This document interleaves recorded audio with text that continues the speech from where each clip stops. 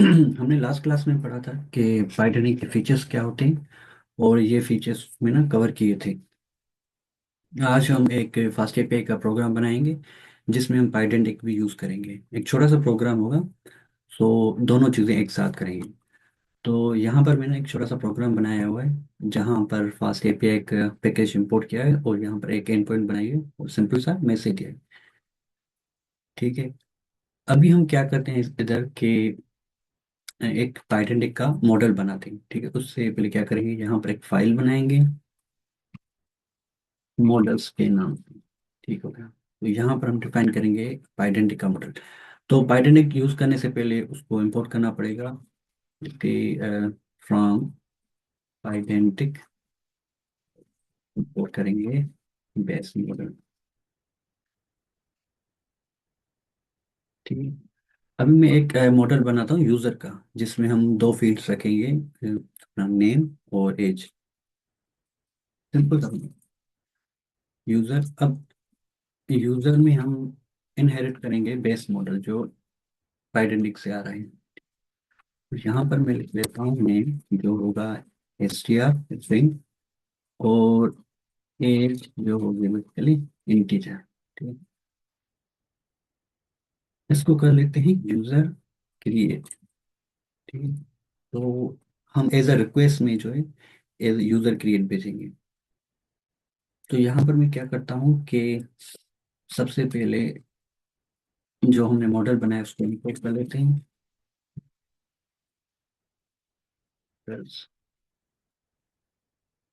Import user create. ठीक है। यहाँ पर मैं एक एंड पॉइंट बना लेता हूँ।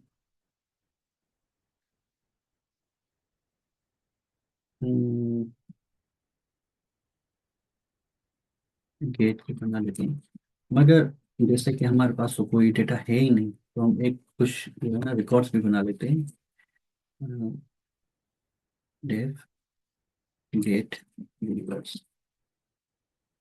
और हम सिंपली यहाँ पर यूनिवर्स को रिटर्न करेंगे। तो यहाँ पर मैं एक ऑब्जेक्ट यूज करते हुए बना लेता हूँ।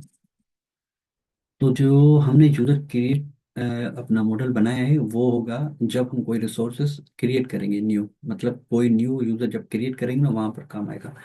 तो मैं यहाँ पर ना मॉडल में जाकर एक और मॉडल बना लेता हूँ जो होगा यूजर। ठीक है। अब जो यूजर होगा वो इनहेरिट करेगा यूजर क्रिएट को, क्योंकि हमें जो है ना ये दोनों फील्ड चाहिए। अगर हम बेस मॉडल को क्रिएट अपना इनहेरिट करेंगे तो हमें यहाँ पर ना वो ये फील्ड्स भी सेम लिखनी पड़ेगी। तो इससे बचने के लिए हम क्या करते हैं कि इसको ही इनहेरिट करते हैं क्योंकि हमें ये दोनों चीज़ चाहिए। और इसके अलावा हमें क्या चाहिए, वो चाहिए आईडी। तो यहाँ पर मैं आईडी जो है वो एसटीआर में ले लेता हूँ और इसकी वजह मैं बताऊंगा आगे चलिए। ठीक है। तो यहाँ पर कुछ रिकॉर्ड बना लेते हैं यूजर। ठीक है। तो हम यूजर को यहाँ से ना पहले इंपोर्ट करना पड़ेगा। इंपोर्ट कर लेते हैं यूजर। और यूजर की जो आईडी है वो कोई भी स्ट्रिंग होगी तो मैं कर लेता हूँ वन। और उसका नेम हो गया अली। एज कर लेते हैं उसकी 25। ठीक है। तो उसी तरह से ये डुप्लीकेट करके तीन रिकॉर्ड बना लेते हैं, 2 3। तो यहाँ पर कर लेते हैं इमरान और इसको बोलते हैं यासीन। मैं इसको कर लेता हूँ 35। यहाँ इसको कर लेते हैं 41। ठीक है। तो हमारे पास यूजर्स के तीन रिकॉर्ड्स बन गए। चलिए पहले इसको टेस्ट करके देखते हैं कि कोई एरर तो नहीं है तो फिर आगे चलते हैं। तो ये रिकॉर्ड लोड कर दिया इसे। और यहाँ पर मैं इसको ब्राउजर में इसको ओपन कर लेता हूँ।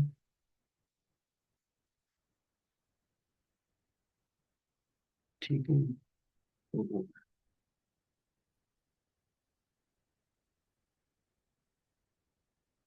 ये तो हमारे पास दो एंड पॉइंट है, एक रूट की थी और दूसरी यूजर की। यूजर को टेस्ट कर लेते हैं कि कोई एरर तो नहीं आ रहा। ठीक है, तो हमारे पास कोई एरर नहीं आया और ये तीन रिकॉर्ड्स हमें रिटर्न हो रहे हैं। अभी हम क्या करते हैं, एक पोस्ट का भी मेथड बना लेते हैं जिसमें हम न्यू यूजर को ऐड करेंगे आइडेंटिटी के थ्रू। वो कर लेते हैं पोस्ट, और यहाँ पर मैं बना लेता हूँ एंड पॉइंट यूजर के नाम से। ठीक है, और यहाँ पर इस फंक्शन का नाम बना लेते हैं एड यूजर। ठीक है, अब पहले हम क्या करते थे प्रीवियस क्लासेस में कि हम फॉर्म के थ्रू ना कोई भी डेटा या कोई भी यूजर या कोई भी प्रोडक्ट ऐड करवा रहे थे फॉर्म के थ्रू और बॉडी के थ्रू। मगर यहाँ पर हम क्या कर रहे हैं, यूज कर रहे हैं, वो कर रहे हैं पाइडेंटिक। ठीक है, तो अभी जो हम यूज करेंगे वो पाइडेंटिक यूज करेंगे। तो मैं एक यूजर बना लेता हूँ, और जो हमने मॉडल बनाया था यूजर क्रिएट के नाम से, वो यूजर क्रिएट को यहाँ एज अ रिक्वेस्ट में हम भेजेंगे। तो हम फॉर्म की जगह आप यूजर क्रिएट यूज कर रहे हैं। और ये इसका फायदा भी हमने जो पढ़े थे कि क्या करता है कि ऑटो टाइप कन्वर्जन में भी काम आता है, टाइप वैलिडेशन में भी होता है, और दूसरी चीजें भी जो हमने प्रीवियस क्लास में सीखी थी। तो पाइथन की ये सारी फीचर्स हमें प्रोवाइड करता है। ठीक है, तो क्या कर लेते हैं अभी। अच्छा, जैसे कि पहले हमने जो भी एपीआई बनाई थी ना, तो उसमें हम कस्टम आईडीज दे रहे थे। ठीक है, जो हम खुद लिख रहे थे। अभी हम क्या करते हैं कि एक डायनामिक आईपी लेते हैं। अगर आप में से किसी ने चैट जीपीटी यूज किया हो, तो जब भी आप चैट जीपीटी पे जाते हैं उस पे यूआरएल में कुछ ऐसा आता है। ठीक है, तो वहां पे आता है चैट जीपीटी सी होती है मतलब चैट, और चैट के बाद ना ये आईडीज आती है, ये नंबर आता है। ठीक है, तो इसको हम कहते हैं you you I I D, universal unique ID. I think something यही नेम है उसका, यूनिवर्सल यूनिक आईडी। तो पाइथन में भी हमें ये फीचर मिलता है। तो पहले देख लेते हैं कि ये चलती कैसे है। ठीक है, उसको एरर को भी देख लेते हैं।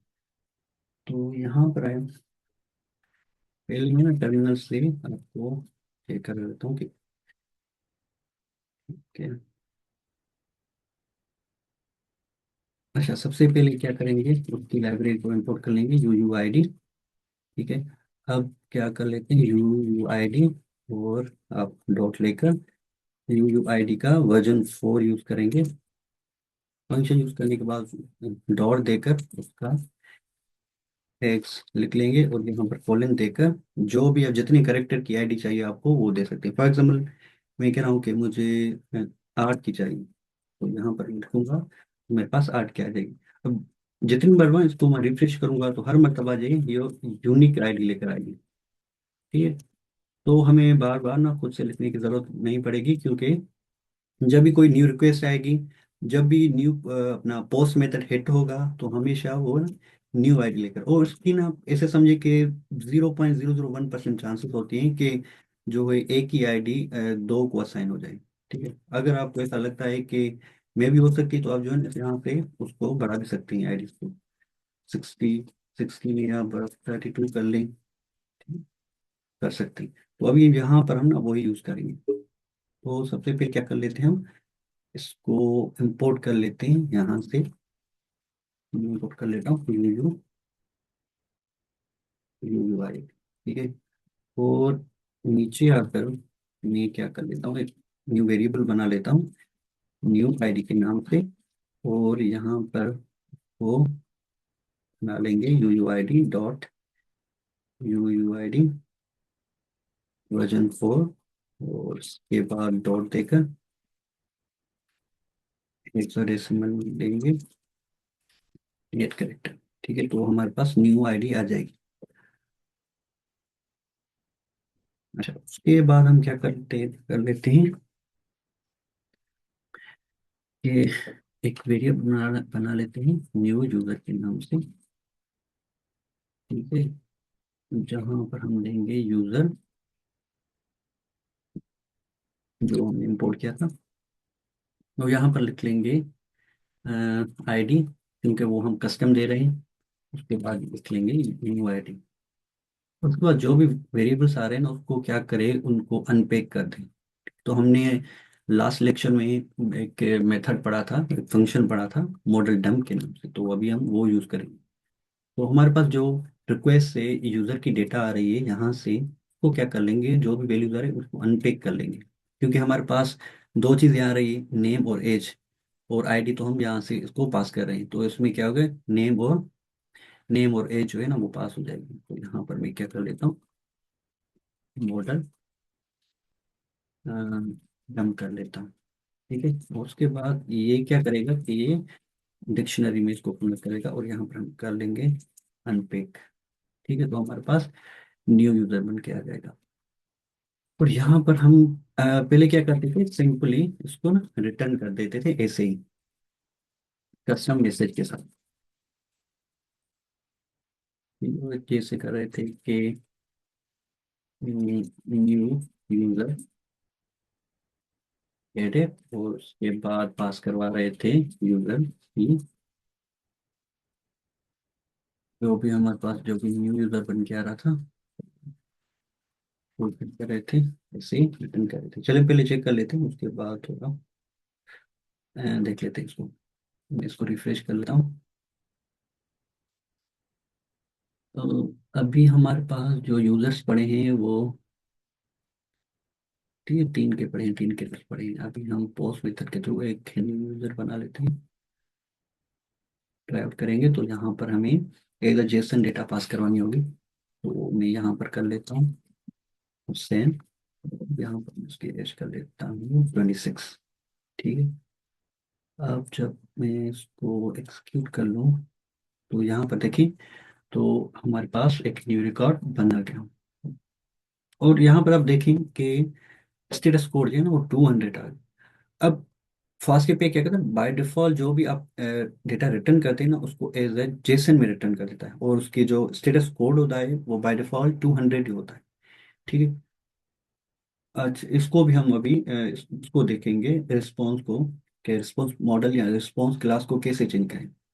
क्योंकि हमारी आउटलाइन में ये चीज़ें थी कि हमें जो है ना वो रिटर्न करना था अंडरस्टैंड, ये हम इसको थोड़ा जूम कर लेता हूँ, understanding request and response model. तो रिक्वेस्ट मॉडल हमने देखा कि जो यहाँ से हम भेज रहे थे, रिक्वेस्ट मॉडल। और अभी हम ना रिस्पॉन्स मॉडल देखेंगे। तो यहाँ पे हमारा डेटा भी क्रिएट हो गया। ठीक है, तो जैसा कि हमने देखा ना कि बाय डिफॉल्ट हमारे पास 200 आ रहा था और जेसन में, तो आप इसको थोड़ा कस्टमाइज भी कर सकते हैं। तो अब यहाँ पर अब क्या करेंगे कि from pass API response, response में जाएंगे और इंपोर्ट करेंगे, तो यहाँ पर ना काफ़ी क्लासेस ऐसे मिल जाएंगे आपको जिसमें आपने कुछ भी डेटा रिटर्न करनी, मतलब किस फॉर्मेट में आपको डेटा रिटर्न करनी है। फाइल फॉर्मेट में भी आप रिस्पॉन्स रिटर्न कर सकते हैं, एचटीएमएल फॉर्मेट में भी करेंगे। अभी आज के लेक्चर में भी हम लास्ट में देखेंगे कि एचटीएमएल फॉर्मेट में डेटा रिटर्न कैसे होती है, जिसमें हम जिंजा 2 के बारे में पढ़ेंगे। ठीक है, जेसन फॉर्मेट में, और जेसन क्या होता है, ये एक्सटर्नल लाइब्रेरी है। यूजेसन क्या होता है, स्ट्रीमिंग रिस्पॉन्सेस और रिडायरेक्ट रिस्पॉन्स, प्लेन टेक्स्ट में भी आप कर सकते हैं। ठीक है, तो बाय डिफॉल्ट जो भी फास्ट एपीआई डेटा रिटर्न करता है वो एज ए जेसन फॉर्मेट में करता है। अब हम क्या करते हैं ना, यहाँ से जेसन को इंपोर्ट कर लेते हैं। ठीक है, तो यहाँ से हमने तो यहाँ तो बाय डिफॉल्ट जेसन में डेटा रिटर्न कर रहा है। ठीक है, तो हमें क्लास इंपोर्ट करने की क्या जरूरत है यहाँ पर यूज करने की। तो जैसे कि हमने देखा ना कि बाय डिफॉल्ट जो हमारे पास डेटा रिटर्न हो रही थी ना वो स्टेटस कोड था 200। मगर जब भी आप कुछ ना रिसोर्स न्यू क्रिएट करते हैं, ठीक है, कोई भी रिसोर्स न्यू क्रिएट करते हैं ना तो उसका जो कोड होता है ना वो होता है 201। ठीक है, जो अपना 200 होता है वो होता है रिस्पॉन्स जो आप गेट करते हैं कि वो सही फॉर्मेट में और सही आपको रिस्पॉन्स मिल रहा है, तो उसका होता है 200। जब भी आप कोई न्यू रिसोर्स क्रिएट करेंगे तो उसका स्टेटस कोड होता है 201। तो अगर फॉर एग्जांपल हमने यहाँ पर ना जेसन में डेटा रिटर्न किया है, तो हर मर्तबा जब भी आप रिटर्न करेंगे तो आपको हमेशा 200 का ही स्टेटस कोड मिलेगा। मगर हम क्या चाहते हैं कि हमारे पास जो स्टेटस कोड रिटर्न हो वो 201 हो। तो वो आप कैसे कर सकते हैं? तो इसलिए फास्ट एपीआई हमें जो है ना जेसन रिस्पॉन्स का एक क्लास देता है, उसको यूज करते हुए आप कर सकते हैं। ठीक है। तो यहाँ पर मैं इसको क्या कर लेता हूँ, उसको मैं बना लेता हूँ वेरिएबल में, जिसका नाम रख लेते हैं डेटा। ठीक है। और यहाँ पर मैं सिंपली रिटर्न कर देता हूँ।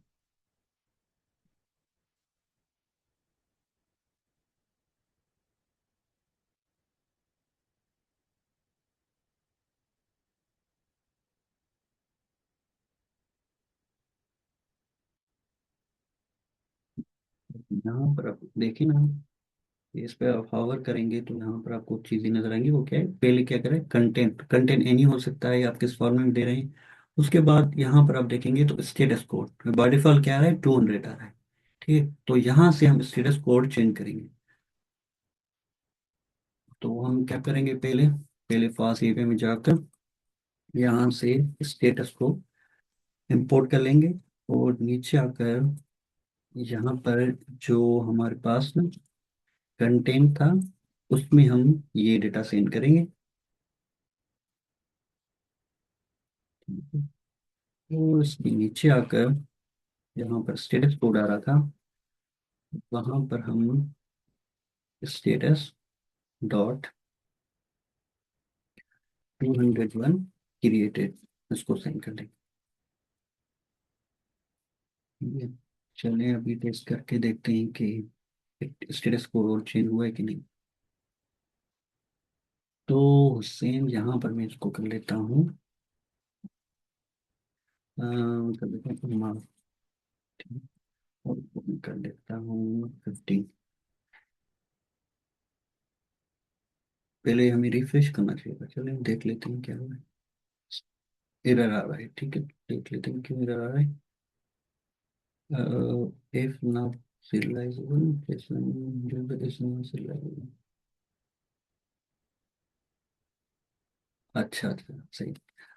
यहाँ पर बेसिकली क्या, हम ऑब्जेक्ट सेंड कर रहे हैं। ठीक है। तो यहाँ पर एरर आ सकता है, तो हम क्या कर लेते हैं, इसको डिक्शनरी में कर सकते हैं। इसको अगर डन कर लें तो क्या हमारा मसला हल हो सकता है इससे।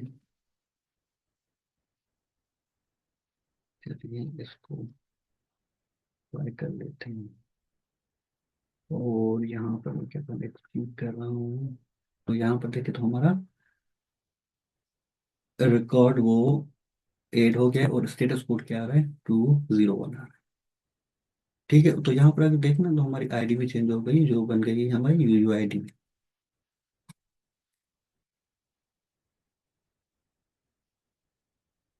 अब यहाँ पर जो बेसिकली मैसेज देने की जरूरत नहीं होती, आप जो है ना रिटर्न में सिंपली हम इसको भी सेंड कर सकते हैं। ठीक है। तो मैं क्या कर लेता हूँ, इसी को ही सेंड कर लेता हूँ।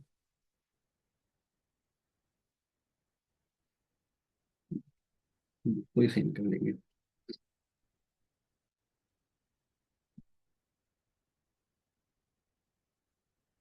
अच्छा, हमने गेट का भी देखा, पोस्ट का भी देखा। अभी हम क्या कर सकते हैं, कोई स्पेसिफिक यूजर के लिए हम भी बना सकते हैं। ठीक है। तो हम कोई स्पेसिफिक रिकॉर्ड के लिए या स्पेसिफिक यूजर के लिए हम बना लेते हैं। जैसे हमने लास्ट टाइम पढ़ा था, हालांकि हमने प्रीवियस क्लासेस में काफी मरतबा ये पढ़ा है, जिसमें पाथ पैरामीटर यूज करते हुए कोई भी हम स्पेसिफिक रिकॉर्ड फेच कर रहे थे। तो यहाँ पर मैं वही कर रहा हूँ कि यूजर्स, और यूजर्स के बाद जो है वो आईडी होनी चाहिए, कौन सा यूजर गेट कर रहे हैं। ये बाद डेफ गेट यूजर। तो जैसे कि ये हमारा पाथ पैरामीटर है, तो हम यहाँ पर आईडी कर लेंगे, जो आईडी है एसटीआर में है, और ये हमारा होगा पाथ पैरामीटर।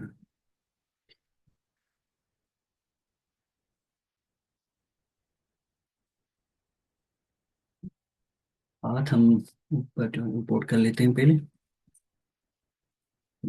कर लिया। और यहाँ पर हम आकर क्या कर लेते हैं,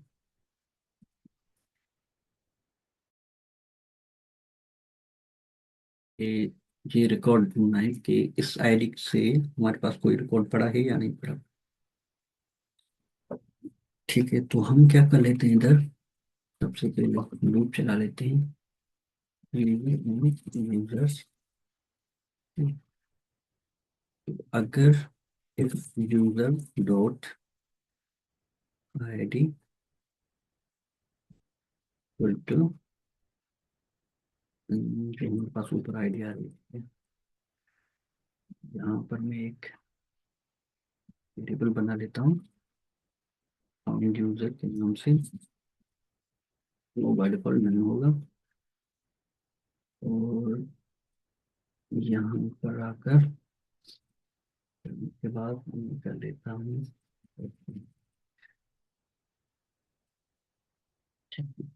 अगर वो आईडी के इक्वल है, फाउंड यूजर में क्या करें, सिंपली यूजर को असाइन करते हैं। अगर यूजर, अगर फाउंड यूजर नहीं मिलता, नहीं, तो क्या करें। तो लास्ट टाइम हमने H T T P exception का भी पढ़ा था, तो मैं क्या कर लेता हूँ, H T T P exception यहाँ से इंपोर्ट कर लेता हूँ, नीचे आकर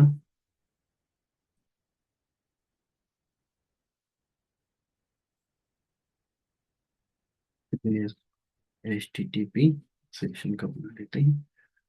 तो इसी में एक डिटेल होती है जहाँ पर आपने मैसेज पास करना है कि यूजर यूजर नॉट फाउंड।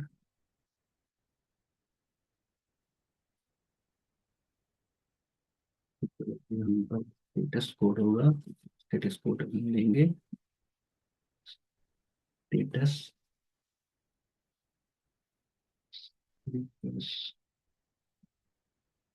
तो अगर कोई भी रिकॉर्ड हमें नहीं मिलता या कोई रिसोर्स हमें नहीं मिलता तो हम एरर देते हैं, स्टेटस कोड देते हैं 404 नॉट फाउंड। ठीक है।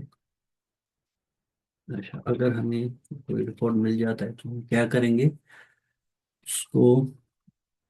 तो हमने ये देखा कि बाय डिफॉल्ट जो फास्ट एपीआई रिटर्न करता है रिस्पॉन्स, वो जेसन में होता है, उसका डिफॉल्ट स्टेटस कोड होता है 200। तो अगर हम डायरेक्ट जो है वो यहाँ से ना यूजर को रिटर्न कर दें तो सेम बात है। मगर हम क्या करेंगे, एक प्रॉपर तरीका यूज करेंगे, जो ये है कि जेसन को इसको लेकर और यहाँ से फाउंड यूजर को रिटर्न करेंगे। ठीक है, तो इससे हम क्या करेंगे,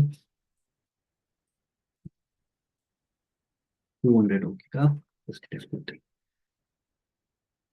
चलिए ट्राई करके देखते हैं कि हमारे पास रिकॉर्ड आ रहा है। मैं रिफ्रेश कर लेता हूँ आपसे। हमारे पास जो रिकॉर्ड पड़े हैं वो 3 पड़े हैं, और उनकी आईडी 1 2 3। ठीक है, मैं यहाँ से गेट कर लेता हूँ। तो यहाँ पर रिकॉर्ड आ रहा है और पाथ पैरामीटर है। ठीक है, तो मैं बंद कर लेता हूँ, लेकिन हमारे पास रिकॉर्ड आ रहा है। तो हमारे पास अली का रिकॉर्ड आ रहा है। अब फॉर एग्जाम्पल यहाँ पर मैं ना ऐसा लिखता हूँ जो रिकॉर्ड में नहीं हूँ, राइट 4 दे दूँ, और उसके बाद जो है वो 404 का स्टेटस कोड आ रहा है, एरर मैसेज नॉट फाउंड, और यहाँ पर हमारे पास मैसेज आ गया यूजर नॉट फाउंड। ठीक है, तो यहाँ तक सब कुछ सही चल रहा है। तो हमने क्या किया है कि एक गेट का यूजर्स का एक पॉइंट बना लिया है जहाँ पर जो भी यूजर्स होंगे हमारे पास वो रिटर्न हो रहे हैं। उसके बाद हमने पोस्ट मेथड का देखा कि हम कैसे पोस्ट मेथड के थ्रू एक न्यू रिकॉर्ड बना सकते हैं। उसके बाद हमने देखा कि यूजर और पाथ पैरामीटर के थ्रू कोई भी एक यूजर को हम कैसे गेट कर सकते हैं। ठीक है। तो, काफी मतलब आप पोस्ट और डिलीट का, अपना पुट और डिलीट का एंड पॉइंट पढ़िए। तो मैं समझता हूँ कि ये आप खुद भी कर सकते हैं, तो ये आप लोगों की असाइनमेंट है। कि आप अगर वो खुद कर लें। आज का हमारा जो दूसरा टॉपिक था, आज के टॉपिक में हमने जो पढ़ा था वो आइडेंटिटी पढ़ा था, और रिस्पॉन्स और रिक्वेस्ट और रिस्पॉन्स मॉडल को भी हमने देख लिया। ठीक है। उसके बाद आ रहा है जिंजा टू। ठीक है, तो जिंजा क्या होता है? जिंजा हमारे पास होती है, वो उसको कहते हैं टेम्पलेटिंग इंजन। ठीक है, तो जिंजा आपको प्रोवाइड करता है कि आप जो पाइथन के साथ एचटीएमएल कैसे यूज कर सकते हैं। अभी तक जो भी हमने देखा था कि हम रिटर्न कर रहे थे रिस्पॉन्स में as a JSON format use return कर रहे थे। ठीक है। अभी जिंजा टू टेम्पलेटिंग एक इंजन है, जिसको यूज करते हैं ना आप डायनामिक एचटीएमएल पेजेस बना सकते हैं, जहाँ पे आप पाइथन की कुछ भी डेटा हो आप सेंड करेंगे एचटीएमएल में, और वो डायनामिकली आपको वेब पेजेस में शो हो जाएगी। ठीक है। तो उससे पहले क्या कर लेते हैं कि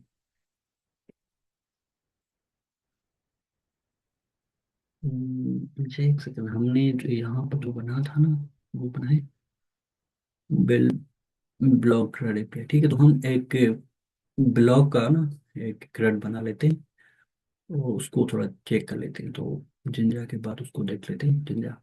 अच्छा, जिंजा को हम इंपोर्ट कैसे कर सकते हैं? तो यहाँ पर मैं एक और फाइल बना लेता हूँ, तो ये कोड यहाँ पर इसको रहने देते हैं। तो मैं इसको कर लेता हूँ इंडेक्स डॉट। ठीक है। तो उसी तरह से हम यहाँ पर इंपोर्ट कर लेते हैं FastAPI, import fast API,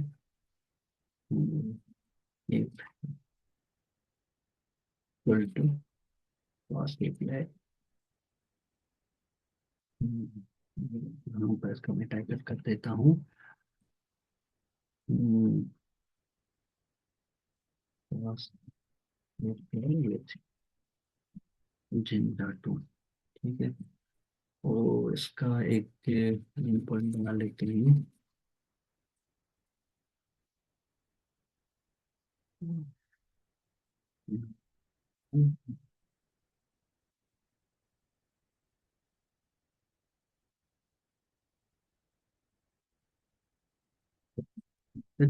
ऐसे कर लेते हैं। ठीक है, तो जिंजर टेम्पलेट को यूज करने से पहले ना हम एक चीज कर लेते हैं। जैसे अभी हमने पढ़ा था कि रिस्पॉन्स में हम जो सेंड करे थे JSON as a response send करे थे, अभी क्या कर लेते हैं, एक छोटा सा प्रोग्राम बना लेते हैं जहां पर हम रिटर्न कर लेते हैं as a H T M L. ठीक है, तो यहाँ पर हम पास के पे रिस्पॉन्स में आई, तो हमने जेसन का किया था, अब क्या करें H T M L response करें। तो यहाँ पर आकर मैं सिंपल इसको क्या कर लेता हूँ, रिटर्न में H T M L response लिख लेते हैं, और यहाँ से सेम तरीके से कंटेंट यूज कर लिया। तो यहाँ पर जो अभी मैं कोड लिखूंगा वो HTML का है, जिसे हम H1 टैग कहते हैं। ठीक है, तो यहाँ कर लेते हैं, ठीक। यहाँ सिंपली हम ओपन कर लेते हैं हेलो वर्ड। ठीक है, इसलिए को कोड लिखने की जरूरत नहीं, क्योंकि वो बाय डिफॉल्ट 200 ऑलरेडी होता है। तो क्या कर लेते हैं अभी,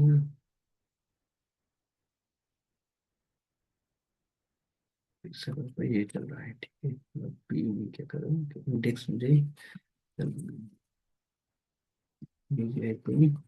अब मेन की जगह मैं इसको कर लेता हूँ इंडेक्स। तो ये भी क्या कर लेते हैं, चले हम डायरेक्ट जो है ना उसको हटा लेते हैं। चले, तो अभी आप देखेंगे तो हमारे पास क्या है, हेलो वर्ड आ जाएगा। तो ये चेक कर लेते हैं कि रिस्पॉन्स में वाकई HTML हो रही है क्या, या हमें जेसन रिटर्न हो रही है। तो उसको रिफ्रेश करके यहाँ पर नेटवर्क टैग में जाकर आप देखेंगे कि कंटेंट टाइप क्या आ रहा है, टेक्स्ट HTML।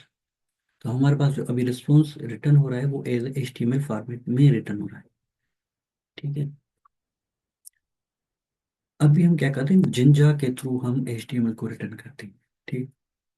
अच्छा, मे भी आपके जहन में ये सवाल आया हो कि अगर यहाँ से हम HTML को रिटर्न कर सकते हैं, यूज कर सकते हैं, तो हमें जिंजा टेम्पलेट यूज करने की क्या जरूरत पड़ेगी। ठीक है, तो जिंजर टेम्पलेट बेसिकली बहुत कॉम्प्लेक्स है, उसमें बहुत सारी चीजें होती है जो आपको एचटीएमएल एज अ रिस्पॉन्स में यहाँ से हमसे नहीं कर सकते।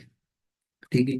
अभी जब हम उसको यूज करते हुए चीजें बनाएंगे आज के क्लास में और कल के क्लास में जो चीजें बनाएंगे ना, तो आपको समझ में आ जाएगी कि वो जिंजर टू क्यों लाजमी है अगर आपने ना मोनोलिथिक आर्किटेक्चर बनाना है फासे पे को यूज करते हुए। तो अभी के लिए हम क्या कर लेते हैं, इधर इसको रहने देते हैं। अभी जिंजर टू टेम्पलेट यूज करने पर आप जो है क्या कर सकते हैं, मतलब कौन सी लाइब्रेरी आपको ऐड करनी है। तो यहाँ पर ना आप आकर फ्रॉम फास्ट एपीआई से, यहाँ पर फास्ट एपीआई, यहाँ पर आप लिखेंगे टेम्पलेटिंग। ये टेम्पलेट के बाद आपने इंपोर्ट कर देना है जिंजर टू टेम्पलेट। ठीक है। अब उसके बाद आपने फास्ट एपीआई को बताना है कि आप जिंजर टू टेम्पलेट तो यूज कर रहे हैं, मगर आप जो है टेम्पलेट कहाँ से ले रहे हैं, उसकी डायरेक्टरी क्या है, उसकी पाथ क्या है। तो वहाँ के लिए हम लिखेंगे, फास्ट एपीआई को बताने के लिए हम लिखेंगे कि हमारे पास जो HTML फाइल्स आ रही है वो कहाँ से आ रही है। यहाँ पे मैंने लिखा टेम्पलेट्स, एक वेरिएबल बनाए यहाँ पर हम जिंजर टू लिखेंगे, और उसके बाद का फंक्शन ऑन कर लेंगे। उसके पैरेंथेसिस में जाकर एक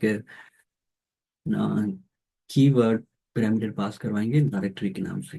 अब डायरेक्टरी में हम देंगे कि आप कहाँ से HTML के फाइल्स ढूंढ सकती हैं। तो यहाँ पर हम लिख लेंगे टेम्पलेट्स। ठीक है। तो यहाँ पर हमने तो लिख लिया टेम्पलेट, तो हमारे पास तो कोई डायरेक्टरी है ही नहीं, फोल्डर है ही नहीं टेम्पलेट्स के बाद। तो हम क्या करेंगे, एक फोल्डर बना लेंगे टेम्पलेट्स के नाम से। तो यहाँ इसके अंदर आकर ना मैं क्या बना लेता हूँ, होम नाम से एक HTML फाइल बना लेता हूँ। ठीक है। और यहाँ पर मैं सिंपल क्या कर लेता हूँ, लेता हूँ हेलो API। और यहाँ से उसको मैं क्लोज कर लेता हूँ अभी के लिए। ठीक है। तो हमारे पास टेम्पलेट्स भी आ गए, और यहाँ पर हम ना उसको टेम्पलेट का पाथ होगा, मगर अभी हमें फास्ट एपीआई को बताना है कि हम कौन सी फाइल को रेंडर करना चाह रहे हैं। ठीक है। तो उसके लिए हम क्या करेंगे कि यहाँ पर ना जो हम HTML रिस्पॉन्स रिटर्न करे थे उसको कर लेंगे कट, और यहाँ पर लिखेंगे टेम्पलेट्स, जो हमने वेरिएबल बनाया है टेम्पलेट्स। ठीक है। टेम्पलेट्स डायरेक्टरी में जाएगा, और उसके बाद क्या करेगा कि एक फंक्शन यूज करेगा। फंक्शन में हम उसको यहाँ पर लिखेंगे कि कौन सा फाइल और कहाँ पर। ठीक है। तो हमारे पास डायरेक्टरी है टेम्पलेट्स, टेम्पलेट्स के अंदर जो है होम डॉट HTML फाइल है, तो यहाँ पर हम लिखेंगे होम डॉट HTML फाइल। उसके बाद यहाँ पे हमने एक कॉन्टेक्स्ट देना होता है। यहाँ ऐसा समझिए कि हम यहाँ से एक फास्ट एपीआई के बाद में एक रिक्वेस्ट मेथड होगा, रिक्वेस्ट को यहाँ से ना सेंड कर लेंगे। अभी जो हम रिक्वेस्ट सेंड करेंगे ना वो हो गए डिक्शनरी फॉर्मेट में। तो यहाँ पर जो हमारा पहला वेरिएबल बनेगा, पहला की बनेगा वो रिक्वेस्ट। तो यहाँ पर हमने क्या करना है, ये इधर से ना यहाँ से रिक्वेस्ट पहले पास करवाएंगे। ठीक है। तो हमने पहले जो हम यूज कर रहे थे ना आइडेंटिटी का क्लास यूज कर रहे थे, मॉडल यूज कर रहे थे, जहाँ पर हमने यूजर क्रिएट के नाम से बनाया था। यहाँ पर हम रिक्वेस्ट सेंड करेंगे, और यहाँ से हम उसको रिक्वेस्ट को पास करेंगे जिंजा टू में। ठीक है। और उसके बाद हमें क्या करना है, चल अभी के लिए हम ऐसा कर लेते हैं, तो देख लेते हैं इसका कि इसमें क्या आ रहा है। यहाँ पर एरर तो नहीं आ रहा। ठीक है। तो यहाँ पर हमारे पास एक एरर आ गया, तो हम उसको देख लेते हैं कि एरर क्यों आ रहा है हमारे पास। Request request. ठीक है। तो यहाँ पर हम देखेंगे रिक्वेस्ट,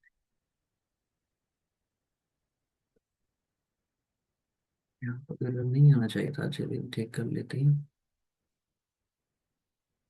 टेम्पलेट रिस्पॉन्स टेम्पलेट्स, यहाँ पर टेम्पलेट्स भी चाहिए। टेस्टिंग।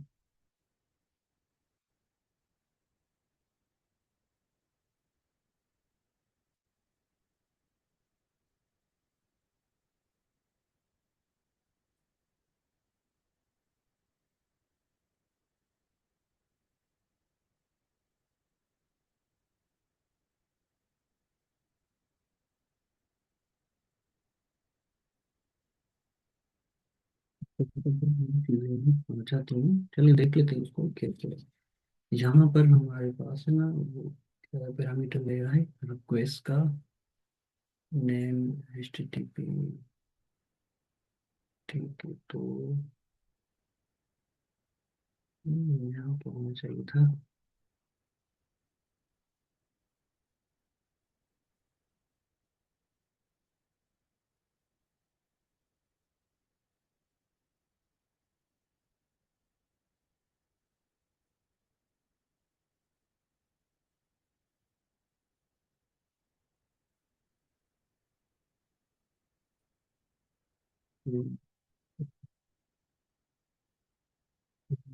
पैरामीटर जो ले रहा है वो रिक्वेस्ट का ले रहा है। ठीक है, तो मेरे पास एक कोड लिखा था और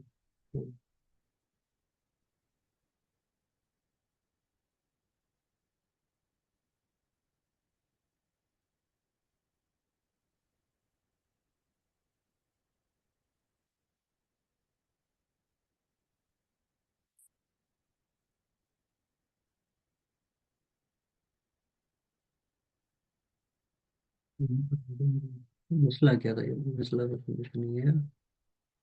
तो मैं क्या कर लेता हूँ कि यहाँ पर ना पहले इसको कर लेता हूँ, थोड़ा मसला समझ लें। तो टेम्पलेट यहाँ से मैंने सेम पास करवाया था।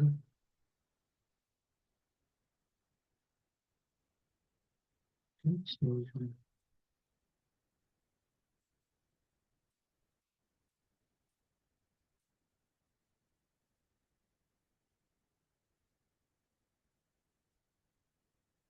यहाँ पे request और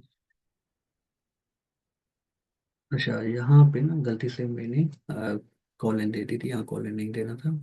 तो सॉरी, यहाँ पर जो है मैंने डिक्शनरी फॉर्मेट में जाहिर सी बात है, तो यहाँ पर ना कॉमा नहीं देनी थी और ये कॉलन देनी थी। ठीक है, वो कर लेते हैं इसे और यहाँ से कर लेते हैं डिक्शनरी फॉर्मेट में, नीचे कर लेते हैं।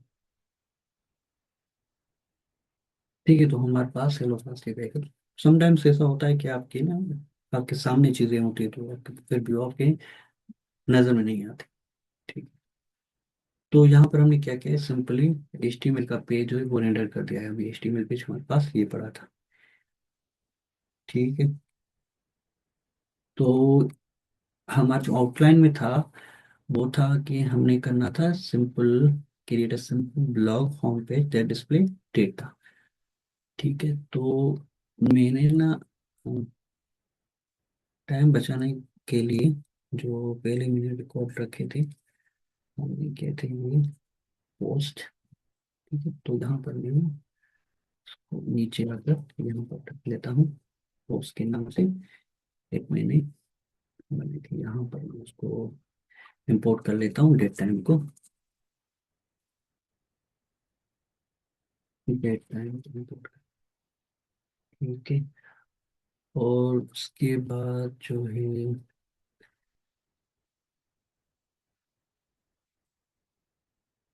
HTML को यहाँ से कर लेता हूँ चेंज।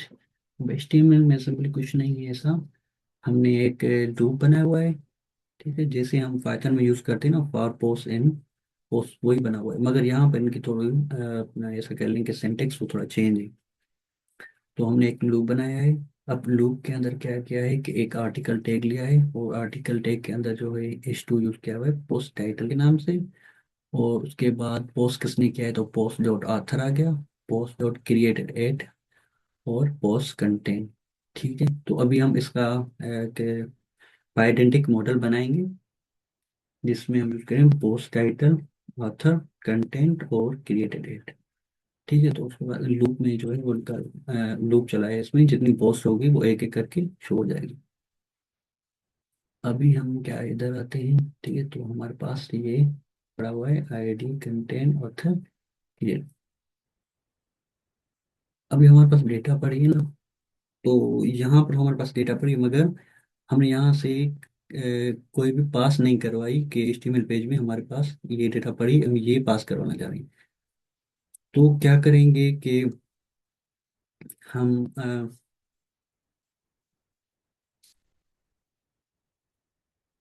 जहाँ पर हमने रिक्वेस्ट का बनाया है कि उसके बाद जो हम यूज करेंगे पोस्ट। ठीक है, पोस्ट की हम क्या करेंगे, पोस्ट। ठीक है, यहाँ पर पोस्ट किया, अब यहाँ पर हमने की पोस्ट जो दी है ना, आपने ख्याल रखना है इसका कि वो ही वो जहाँ पर ये आपने यहाँ पर दिया है जो की होगी, जो आप पास करवाएंगे वो सेम होनी चाहिए यहाँ पर। ठीक है, हम क्या कर लेते हैं, एक बार हमारे पास डेट टाइम, अच्छा यहाँ पर ना डेट टाइम एक क्लास भी होता है और उसका ही डेट टाइम में एज ऐसा समझिए फंक्शन होता है। तो यहाँ पर हम क्या कर लेंगे, इसको पास करवाएंगे ऐसे। ठीक है, date time from date time, तो यहाँ पर होपफुली हमारा एरर गायब होना चाहिए। ठीक है, तो अभी हम क्या कर लेते हैं कि चेक कर लेते हैं कि क्या हमारे पास वो HTML फाइल रेंडर हो गया। यहाँ पे आके हम चेक कर लेते हैं, तो हमारे पास एक HTML रेंडर हो गया है। अभी जो हमारे पास जो भी डेटा आ रही है वो पाइथन से आ रही है, जो हम पाइथन का ऑब्जेक्ट बनाया था, सॉरी जो पाइथन की डिक्शनरी बनाई थी लिस्ट में, वो सारी डेटा हमें HTML पेज में शो हो रही। तो ये मैजिक बेसिकली जिंजार 2 के थ्रू ही पॉसिबल हुआ।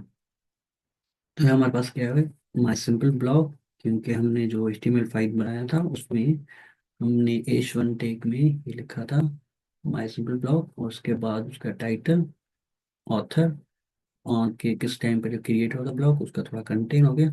ठीक है, तो हमारे पास दो रिकॉर्ड्स थे, तो हमारे पास दो रिकॉर्ड्स यहाँ पर शो हो रहे हैं। तो आगे के क्लास में जो अभी हम यूज़ करेंगे, कलर क्लास में एक फुल क्रेड बनाएंगे जिंजा को यूज़ करते हुए, एक ब्लॉग एप्लीकेशन बनाएंगे, उसके साथ उसी की आईपी बनाएंगे। तो उसमें दोनों चीज़ें हम चीज़ें करेंगे, एक मोनोलिथिक आर्किटेक्चर यूज़ करेंगे और माइक्रो सर्विसेज भी यूज़ करेंगे। ठीक है, तो फॉर एग्जांपल हमारे पास जो ब्लॉग आएगा, हमारे पास जो भी डेटा होगा एज अ ब्लॉग में आ जाएगा, और अगर वो ही डेटा हम किसी थर्ड पार्टी को दे रहे हैं या हमारे पास कोई मोबाइल एप्लीकेशन है, तो हम उस पर भी उसके फ्रंट एंड पे भी यूज़ कर सकते हैं जो हमारे पास डेटा होगा। ठीक है, तो उसका माइक्रो सर्विस का यही फायदा होता है कि आप जो है API कहीं कहीं भी यूज कर सकते हैं। अगर फॉर एग्जांपल अभी आप दूसरी ऐप बनाना चाह रहे हैं रिएक्ट के थ्रू, तो आप क्या करेंगे, वो API के थ्रू आप डेटा सेंड करेंगे रिएक्ट पर, रिएक्ट में फ्रंट एंड से अपना API गेट करके वो आप अपनी वेबसाइट पे आप शो करवा सकते हैं। ठीक हो गया, तो हमारे क्लास का जो आज का एजेंडा था वो हमने कवर कर लिया, जिसमें हमने देखा कि रिस्पॉन्ड रिक्वेस्ट मॉडल्स क्या होते हैं, और उसके बाद हमने जिंजा 2 यूज़ किया। ठीक है, इंस्टॉल करने की ज़रूरत नहीं, क्योंकि अगर फास्ट एपीआई आप यूज़ कर रहे हैं तो उन उसके साथ जो है अभी प्री बिल्ट इन अपना जिंजा 2 आ जाता है, तो आपको एक्सटर्नली या खुद से इंस्टॉल करने की ज़रूरत नहीं है।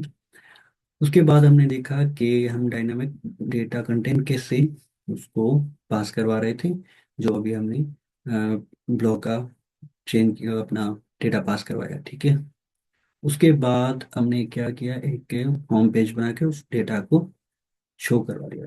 ठीक है, तो आज का जो हमारा एजेंडा था वो हो गया कंप्लीट। अभी कल हम बनाएंगे एक एक्सरसाइज बनाएंगे जिसमें हम ब्लॉक रेड API बनाएंगे इन मेमोरी, और जिंजा 2 ब्लॉक लिस्टिंग पेज बनाएंगे। ठीक हो गया, तो आज की क्लास को यहीं तक कर लेते हैं एंड इंशाल्लाह कल की क्लास में कंटिन्यू करेंगे।